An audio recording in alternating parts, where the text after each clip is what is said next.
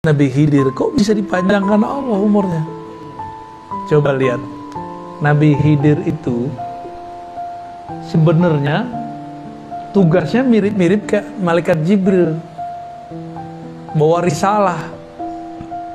Bedanya malaikat Jibril malaikat, Nabi Khidir itu punya fisik. Tahu juga tuh dalamnya pemalaikat apa nggak ngerti juga kita ya. Malaikat Jibril bawa syariat yang zahir kepada Nabi Musa. Selesai, apa kata orang? Ya Musa, adakah orang yang lebih alim darimu? Hadis Sahih Bukhari, Kitabul Ilm, bab ilm. Apa jawaban Nabi Musa? Nggak ada, gua paling alim di muka bumi. Turunlah wahyu, kan beliau ini bisa berkalam dengan Allah. Musa, kamu boleh merasa pintar, tapi nggak boleh merasa paling alim. Ada yang lebih alim dari kamu dalam ilmunya, dalam bidangnya sendiri. Siapa itu? Khidir. Khidir namanya Balya bin Mulkan. Dan Nabi Musa dihabisin tuh rasionya, logika rasionya dihabisin. Apa coba hubungannya ilmu sama ikan? Kata Allah, carilah Khidir, bawa ikan ini. Kalau ikan ini nanti hilang, berarti nggak jauh-jauh dari situ ada Khidir. Masuk akal nggak Pak Haji? Apa hubungannya Khidir sama ikan coba? Ternyata berhubungan. Nabi Khidir ini nabi, kalau orang Indonesia dulu apa? Nenek moyangku seorang pelaut. Nabi Khidir ini tinggalnya di laut.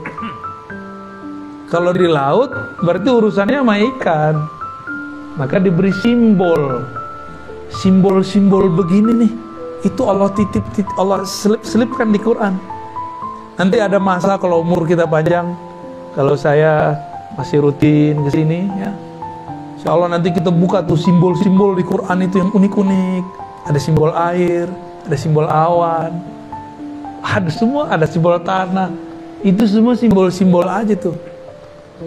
Indah kalau kita ngerti simbol-simbol itu. Quran itu nggak ada ujungnya, nggak ada ujungnya Quran itu. Simbol-simbol ini dibawa oleh Nabiullah Musa, tapi Nabiullah Musa belum ngeh nih maksudnya. Ikan dibawa. Kata Allah, jika itu hilang, berarti di situ ada Khidir. Dia bawa anak buahnya, khadamnya, ya. Namanya siapa? Yusha. Ya. Yusha ini patuhnya bukan main sama Nabi Musa. Tapi kan dulu moyang kita Nabi Adam pernah lupa ngasih umurnya ke Nabi Daud. Itulah lupa pertama manusia. Karena Nabi Adam pernah lupa sekali, maka sampai nanti kiamat lupa menjadi genetik manusia. Jadi nggak usah bilang saya nggak boleh lupa. Emang kita udah takdirnya lupa. Nabi Musa bisa lupa, coba Yusha bisa lupa. Kalau nggak mau lupa jangan jadi manusia. Jadi malaikat aja ya. Terus jalan. Terus Nabi Musa bilang, kita rehat lagi yuk. Rehat. Pas rehat, Nabi Musa nanya, Yusha, aina samak, aina al-hud? Mana ikannya? Yusha merasa bersalah. Biasa kan dia khidmah, dia bertugas. Wahai Nabi Allah Musa, saya lupa ikannya di mana. Tempatnya dibawa, ikannya nggak ketahuan. Akhirnya Nabi Musa nggak marah. Nabi Musa nggak marah, karena nggak boleh marah. Ini lagi belajar Hidriyah nih, nggak boleh marah-marah. Ya, itu Nabi Musa lagi masuk ke Thariqat Hidriyah kalau bahasa kita zaman ini.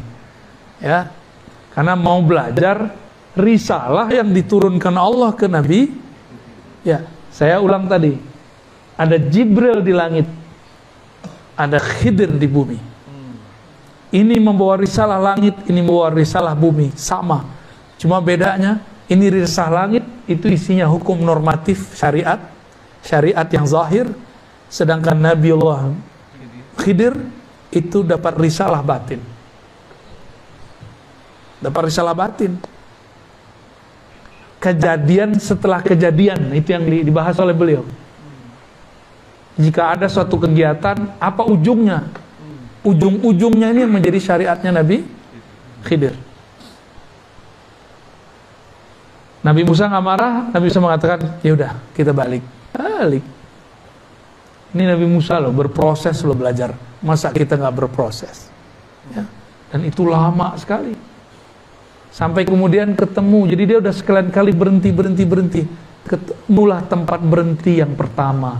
Ternyata itu ikan sudah nggak ada dari tempat itu. Dia udah bawa-bawa aja tuh tempat kan. Yusha ya. Disitulah kemudian yang mengatakan, oh di sini. Ya udah, dia tunggu. Nggak lama habis itu datang Nabi Khidir. Nabi Khidir mengatakan, kita buat kontrak belajar dulu ya.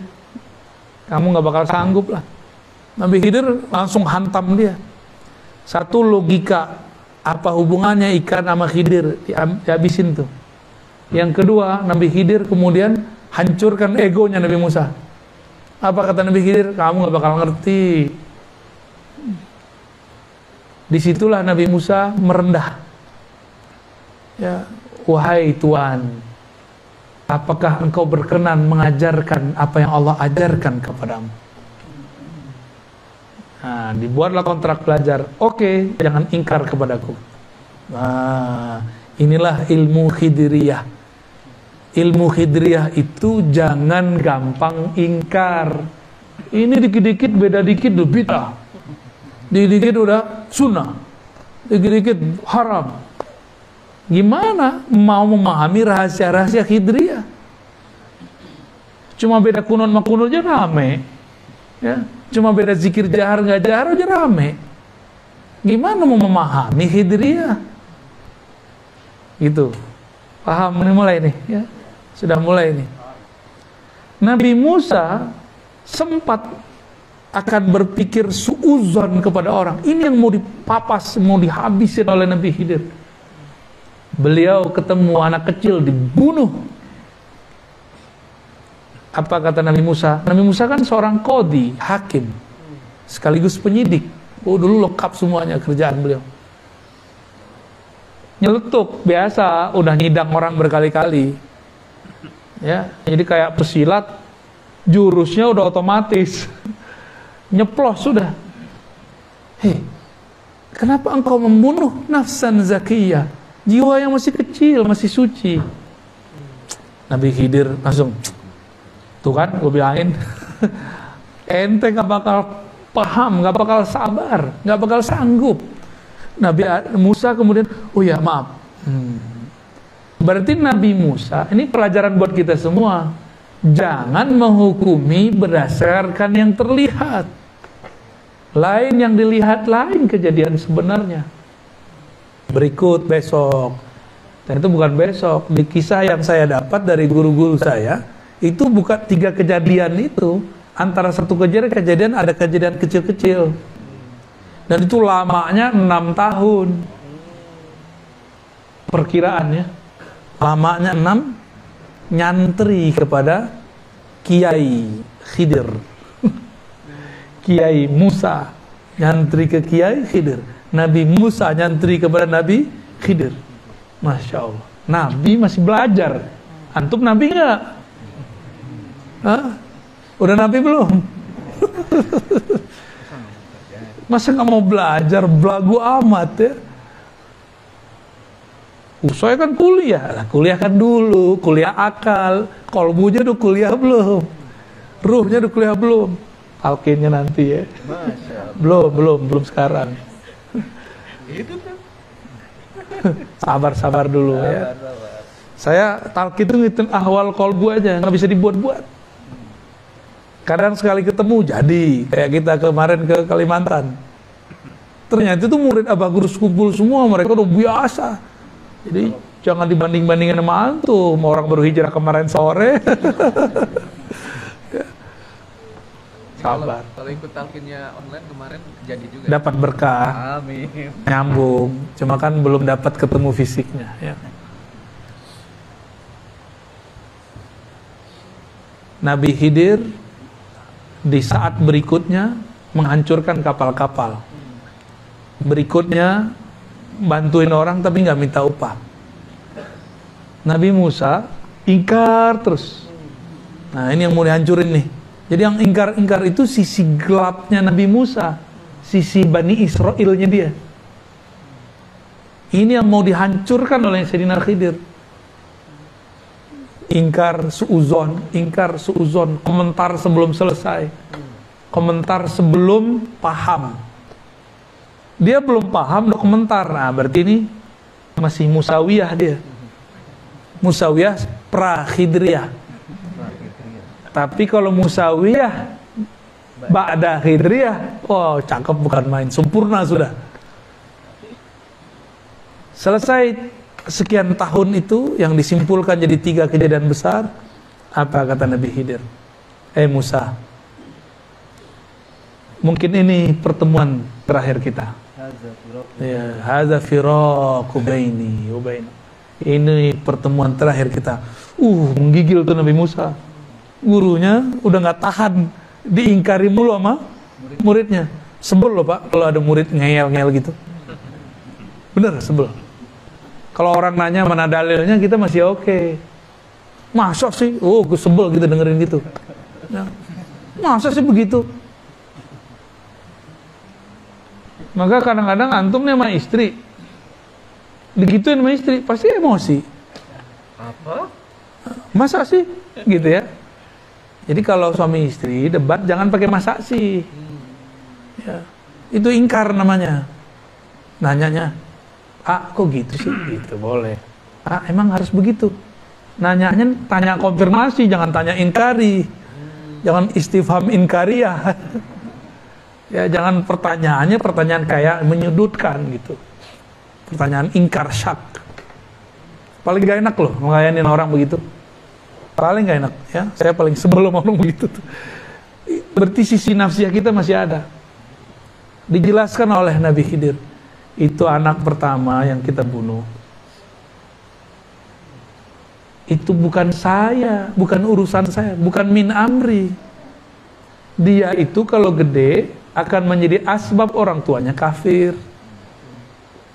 Karena orang tuanya soleh, ada perintah dari Allah, selamatkan nih keluargaku, gitu, diselamatin. Terus dikisos nggak? Kan seharusnya dikisos. Hukum Nabi Musa dikisos. Kalau dengan menyelamatkan ini dikisos nggak? Maka ada hukum kaku normatif, ada hukum yang tidak normatif. Kalau ditilang sama Pak Polisi, jangan galak-galak. Ya, salamin aja, ya Pak Polisi, maaf saya salah. Ntar ditanya, mau kemana Bang? Mau kemana Mau kemana Teh? Mau pengajian. Yaudah, susun. Nah, itu dia tuh. Dia kan ada rahmat di kolam dirinya. Tapi kalau gitu, apa lo? Gua gak salah kok, ngapain berhentiin? Tambah gregetan, nama dikerjain sama dia. Ya. Ada kan orang begitu? Paling sebel yang begitu. Nabi Khidir karena tugasnya ngerjain Nabi Musa untuk merontokkan syaknya Nabi Musa, merontokkan rasa dia lebih alim, merasa alim. Jadi tugas risalah Nabi Khidir apa? Menghancurkan sisi nafsiyah. Apa arti nafsiyah? Penyakit-penyakit, tabiat-tabiat kedirian, keegoan. Nah, kita ini punya tabiat-tabiat buruk tuh. Hati-hati ya. Ini harus disembuhkan lewat ilmu Khidriyah. Lalu coba sebelumnya itu kapal dihancurin. Itu kapal milik para suami. Kalau kapalnya berlayar di laut ada perompak, semuanya pasti dibunuh. Kalau orangnya mereka berlayar semua, matilah semua suami-suami, maka istri-istri menjadi janda. Mending janda bakal ada yang ngawinin lagi. Ini nggak ada yang mau ngawinin aja, nggak ada. Semuanya mati. Maka takdirnya digeser. Jadi ilmu Nabi Khidir tadi tidak ingkar, menghancurkan syak, menghancurkan nafsiyah. Yang keempat, menggeser takdir. Jadi takdir bisa digeser. Takdir bisa seharusnya Indonesia ini udah hancur Pak dari kemarin. 2019 udah kayak Taliban gitu udah kayak Afghanistan hancur udah. Perang saudara gitu udah kayak Suriah seharusnya 2019 kemarin. Ini kalau ngitung takdir Pak, ngitung takdir. Lah kok yang bertarung satu jadi presiden, satu jadi menteri, itu kan aneh, itu takdir apa itu? Itu kalau nggak paham Hidriyah nggak ngerti. Kalau nggak ada wali-wali Hidriyah di sini, wali-wali yang punya ilmu Hidriyah di bumi ini, di negeri kita Nusantara ini, Indonesia sudah jadi Irak, sudah jadi Suriah, sudah jadi Libya, lewat sudah. Maka kita bersyukur walaupun hidung pesek-pesek begini, ada wali Pak di antara kita. Ya, ada wali di negeri ini. Mereka lah paku-paku bumi. Mereka lah pagar-pagar negeri. Ya. Jadi jangan lagi ngeluh jadi orang Indonesia, jangan lagi pakai puisi Khairul Anwar, aku malu jadi orang Indonesia. Itu kan kritik sebenarnya maksud beliau itu Khairul Anwar. Tapi orang salah paham, dikira kalau Anwar itu nggak nasionalis. Ya lagi-lagi gagal Hidriyah. Kita nyebutnya Hidriyah Pak ya. Khidir. Biar gampang. Jadi apa ilmunya tadi? Satu, tidak ingkar. Gak langsung ingkar sebelum selesai kejadiannya. Terus hancurkan syak. Jangan gampang syak, ragu. Ketiga, menggeser takdir. Tuh kan horor kan. Pertanyaannya pertanyaan borongan sini, jadi panjang jawaban. Jadi tugas beliau itu, dan tugas itu belum selesai sampai sekarang. Makanya beliau masih ada. Tapi beliau di zaman Nabi Muhammad ngomong, anta minal abdal. Kamu itu abdal, aku ghausnya, aku kutubnya. Jadi di zaman wali-wali itu ada stratanya, ada wali ghaus, presiden para wali. Ada kutub, itu gubernur-gubernurnya lah, raja-raja lah di bawah presidennya ini. Lalu ada abdal. Di zaman Rasulullah disederhanakan semua, cuma ada kutub, ghaus, lalu abdal. Abdalnya Nabi Khidir, ya, dan para sahabat-sahabat yang lain. Gitu. Jadi Nabi Khidir itu pernah jadi sahabat Rasulullah. Maka ahlul hadis yang mengerti ilmu ma'rifat memasukkan Nabi Khidir ke daftar sahabat. Nabi Muhammad punya korin, korinnya masuk Islam. Korin itu kan jin. Jin itu nggak mati kalau dia nggak dibunuh. Korinnya beliau masuk Islam, sampai sekarang masih hidup. Itu kalau ada jin-jin mau masuk Islam, belajar sama korinnya Rasulullah. Ya, tahu tuh di mana korinnya. Itu kalau ada jin masuk Islam, ketemu murid Rasulullah langsung itu korinnya Rasulullah. Jadi sanadnya ke Rasul satu orang doang. Korin Rasul. Itu sanad torikot terpendek, torikot koriniyah. Kita kasih aja istilah-istilahnya biar gampang ya. Allah, wah ini udah mulai pegel nih Tat. Ya lanjut, apa lagi?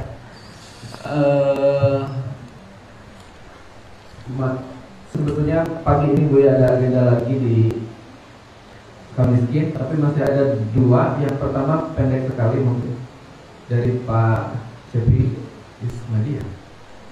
Tolong dibacakan doanya Nabi Khidir untuk umat Muhammad. Allahumma pilih umat Muhammad dan seterusnya. Kan antum udah hafal. Ya itu. Seterusnya. Jadi Imam Suyuti menyebutkan dalam risalah-risalahnya, Nabi Khidir ini berdoa. Apa doanya? Allah marham umat Muhammad. Ya Allah, rahmati, itu rahmat lagi ya. Sayangi umat Nabi Muhammad. Tuh, penyayangnya Nabi Khidir sama kita kan? Ya Allah sayangi umat Nabi Muhammad. Kita umat Nabi Muhammad gak? Dapat doa Nabi Khidir. Supaya nyambung, amalkan yang tadi. Jangan gampang ingkar. Terus jangan syak. Hancurlah ego kita. Ya. Lalu tunggu aja takdir nanti bergeser. Ya. Dan nikmatin, ini takdir di Indonesia sudah banyak yang bergeser, Pak. Tsunami, wah udah banyak. Tsunami yang terjadi kan sekali. Kata Amerika bakal ada tsunami lagi kan, nggak kejadian. Itu takdir yang bergeser. Takdir yang digeser sama Allah itu kalau nggak ada wali Khidriyah di sini lewat kita. Itu Allah marham ummata Muhammad. Maka ciri-ciri wali Khidriyah penyayang sama umat. Ciri-ciri wali setan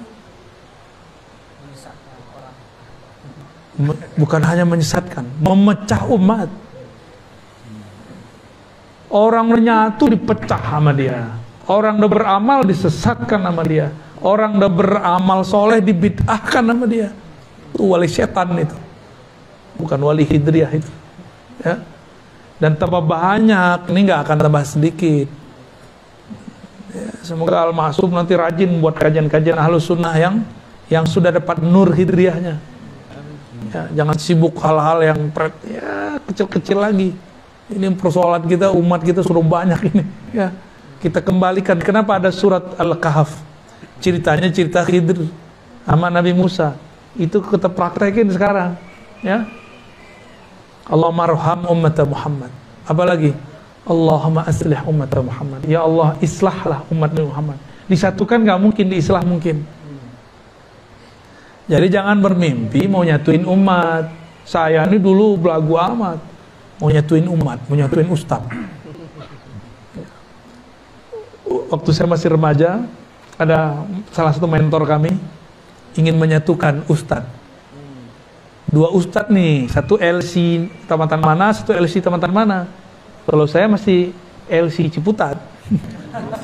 Ya, si mentor kita ini ingin mengislah dai-dai ustadz-ustadz, maka dia undanglah makan bersama di rumahnya. Apa kata LC yang satu? Kalau ada dia, gue nggak hadir. Kata yang kedua, kalau ada ustadz PA itu, saya nggak hadir. Akhirnya dua-duanya tidak, jamaahnya hadir semua. Jamaahnya kuciwo. Kita mikir, ini yang badung kita apa ustadz kita sih? Ya. Yang bejat kami apa ustadz gitu? Yang nggak bisa dibenerin kolbunya kami, jamaahnya apa ustadz? Disitulah mohon maaf, saya sudah nggak percaya dengan performan penampilan. Saya nggak percaya dengan gelar-gelar kiai, ustadz, LCMA, dokter. Saya udah nggak percaya. Saya percayanya dengan Khidriyah. Ingkarkah dia? Syakkah dalam dirinya? Egonya, ego nggak tuh? Ego kan dia lewat sudah. Kalau itu ada, gelar nggak penting. Ya. Makanya jangan heran. Allah kalau mau membuat seorang terkenal, dibikin terkenal walaupun nggak tamatan sekolah agama, nggak tamatan IAIN, UIN atau Timur Tengah. Ustaz Arifin Ilham Allah bikin terkenal dengan zikirnya. Di Bandung ngajar hikam, jurusannya elektro, ya. Ngomong kolbu, manajemen kolbu, sempat Allah naikkan namanya. Nggak nyantri, cuma santri kalong. Yang dokter-dokter di UIN kemana? IAIN mana? Dokter Azhar mana? Lewat sama popularitas dia, karena dia berbicara rahmat. Ya, tapi namanya setan kan gak akan diem, diserang terus, dijebak terus. Ya, semoga Allah selamatkan ya para kiai, para masyayikh itu. Ya. Gak akan dibiarin, gak akan dibiarin selamat. Saya ngomong begini gak akan dibiarin diam. Antum dengerin begitu. Oh, setannya banyak tuh ngencingin telinganya tadi pagi tuh. Untung sebelum tidur niat, ya Allah saya mau ngaji. Akhirnya kencingnya gak masuk ke dalam. Kan begitu kata Nabi. Orang yang gak bangun subuh, itu setan dia bulu ala udhunai. Kencing, bahasa kasar banget ya. Emang begitu sih ya. Buang air kecil, kencing di telinga. Sehingga kita nggak. Jadi setan itu sampai sekarang masih berbuat seperti itu. Ada kencing, ada makan, ada kawin dia. Stres juga dia, ngerokok juga dia tuh. Stres gua. Udah disesatin balik lagi. Udah disesatin balik lagi. Itu. Gitu. Satu lagi. Allah mansur umat Muhammad. Di riwayat lain Allah majbur. Artinya sama. Ya Allah bantulah umat Muhammad. Jadi kalau kita sudah membuang nih karakter-karakter buruk itu, kita akan dapat 3 ini. Dapat rahmat, diislah, walaupun berbeda. Ini saya yakin pasti fahamnya macam-macam nih. Ya, jenggotnya macam-macam soalnya. Ada yang nggak berjenggot. Ya, ini berjenggot nih. Ada yang gamisan, ada yang jingkrangan, macam-macam lah. Ini aja rantingannya kan. Kalau nggak pakai gitu ya suzon sama dia. Ya. Bakal suujon. Itu kiai yang sedang bersembunyi. Waduh. Gawat. Kira-kira begitu ya. Satu lagi Buya boleh? Apa tuh? Satu lagi. Oh ya. Iya, oke. Sedikit aja jawabnya ya. Apakah nanti di kuburan kita sendirian atau bisa ketemuan dengan teman atau siapa? Antum mau ketemuan? Boleh. Sarannya? Saya mau pindah kampung, pindah negeri. Mau ketemuan gimana caranya? Kenalan dulu. Baik-baikan dulu. Ya, kirim-kirim doa dulu lah, kirim-kirim Fatihah. Di dunia kirim hadiah. Karena fisik, hadiahnya fisik. Kalau dia sudah meninggal, kirim ke ruhaninya, Fatihah. Kalau guru masih hidup, jangan Fatihah doang. Ya. Masa guru ngaji kita Fatihah doang? Ya lapar juga dia. Jadi kalau punya guru ngaji di kampung, kasih hadiah Pak. Kalau kita pulang, bawa. Sekarang tuh orang butuh duit, kasih duit ya. Guru ngaji, guru agama, guru sekolah. Gak hanya guru-guru agama kalau bisa. Guru yang bikin kita bisa ngerti cara menjalani hidup. Mungkin kalau dia berduit, gak usah kasih duit. Mungkin kasih hadiah benda, barang. Ya. Tahadu, saling berbagi hadiahlah kamu akan saling mencintai. Itu guru orang kalau sering dikasih hadiah. Nih Ustadz nih dikasih hadiah seseorang, berkesan loh di hati, pasti berkesan di hati. Teringat kalau doa, ya Allah orang ini baik sekali kepadaku, tolong lancarkan urusannya. Gitu. Aku nggak bisa balas dengan materi. Ya Allah, Engkau yang bisa balas. Oh, kalau Allah yang balas kan enak banget. Ya, dia cuma ngasih materi, Allah kasih materi dan imateri kan ya. Enak dapat doa orang soleh itu enak. Ya. Tapi jangan syak. Masalahnya kita sering syak. Jadi mungkin nggak ketemu, mungkin kalau di dunianya sudah baik, saling kenal. Maka bergurulah, bersanatlah, berikhwahlah, bersaudaralah. Jangan nafsi-nafsi sendiri-sendiri. Berjamaahlah walaupun kita pasti berbeda-beda. Ya, ini namanya islah, saling pengertian. Ya. Terus kalau sudah meninggal kirim-kirim doalah. Pasti nanti kita dipertemukan. Orang di alam kubur itu kan pindah alam doang.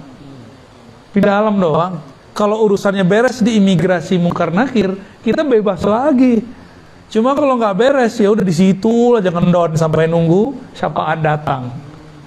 Ya, teman kita ditahan di imigrasi, kalau nggak punya kenalan di situ dipulangin.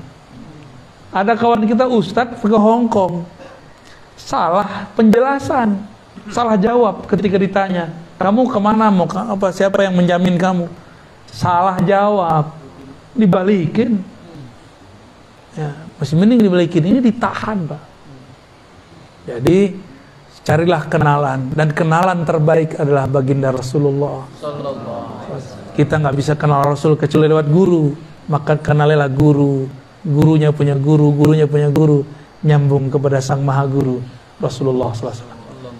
Untuk itu mari kita kirim Fatihah untuk guru-guru kita semua, ya, terutama Sang Maha Guru Rasulullah SAW, untuk orang tua yang mendidik kita semua, untuk kawan-kawan yang dulu pernah membersamai, untuk semua yang hadir, semua yang berjasa ke dalam hidup ini. Ya Allah, sampaikan salam cinta kami, doa kami. Al-Fatihah. Alhamdulillah.